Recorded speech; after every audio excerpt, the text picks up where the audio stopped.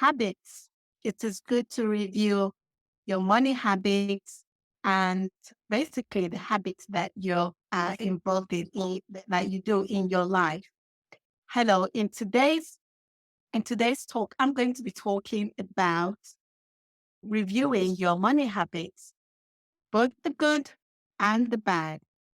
If you're joining me for the very first time, hello, my name is Gospel Emiara, and I help you find clarity in your goals and dreams, helping you to achieve far much more than you could ever thought achieving if you had done it all by yourself. So you can see me kind of like your own personal co-pilot, helping you as you grow your finances. And thank you so much for joining today.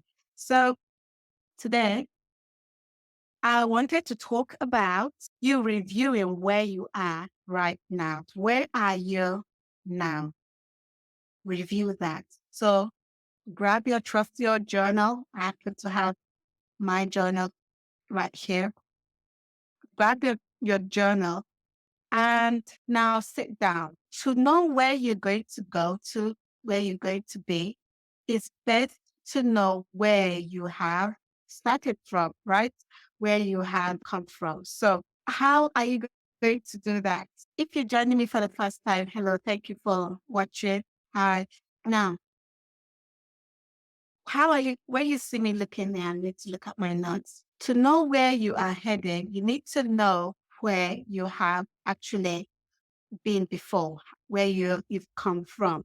And to do that, grab yourself your journal, sit down and look at what has been your good money habits. Write that down and also write down what has been your bad money habits. Okay. Put them down in a nice, beautiful list, your good and your bad money habits. And the next that you should consider doing is really list out the good habits and the bad habits. And ideally try to have about 8 of them. So 8 bad habits, you write them down. You write down 8 bad habits and you break it down. Okay. Then now what you need to now do is now start to now look and research actions that you can start to take to change that from a bad habit to a good habit. Okay. Break that down. Just think, what actions are you now going to take? Because there has been habits that you have learned from society, your parents, your friends, and just you thinking, oh, maybe that's what I need to do, or misreading a book, or mishearing a lecture or a video, and then you now make a mess and do your own thing, and you're finding it's not working out for you. If you've grown up with bad money habits and, something like, for example, let's say you want to buy, I don't know what, a handbag, and you like it because perhaps maybe your friend has one and you guys want to be matchy and all that. You don't have the money for it, but then your mom says, oh, you can just charge it on my credit card. Yeah, charge it on your credit card. And you're used to that.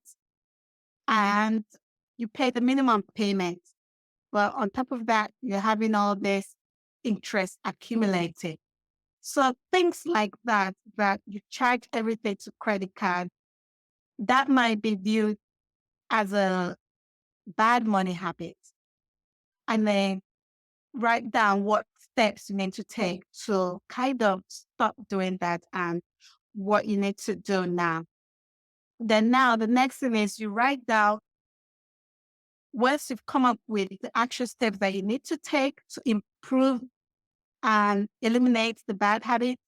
Now write down in a list the good habit, the new habits that you're going to develop. And look, listen, it's not gonna just You're not going to start doing the good money habits just like that. It takes time. It over and over and over and over again. You just keep at it, and soon it just will become second nature to you. I know I did read somewhere in which if you do something consistently for 21 days, it starts to become like a habit. If you carry on doing it for longer than the 21 days, it becomes part of your life, really. So that is what I thought I'd share with you today about now changing, looking at where you are right now. Note down what have you been doing that has been uber good habit, or what have you been doing that has been that you recognize are bad habits. And one thing that just came to my mind is that sometimes you might not know the difference. Oh, I don't know if it's a good habit or if it's a bad habit. Well, this is where you need to have kind of like an accountability partner, someone that has gone through similar situation, or you can see that is doing a lot better financially and they're not flexing all the time and stuff like that. This is time where you can now ask them that, oh, how is it that you can get to do this? Oh, I noticed you don't always do that. You ask them, what are their habits that they implement to help them to be financially savvy and also have this growth in their finances? Sit down, ask them. If you don't feel comfortable asking them, this is where you can hire a coach, somebody that basically has no idea or knowledge about your life, and they'll give it to you straight. Hire a coach and let them walk you through on this journey. So I'd like to invite you to join the mastermind that I am starting. So we're starting this mastermind in April, and I'll put all this information in the description below.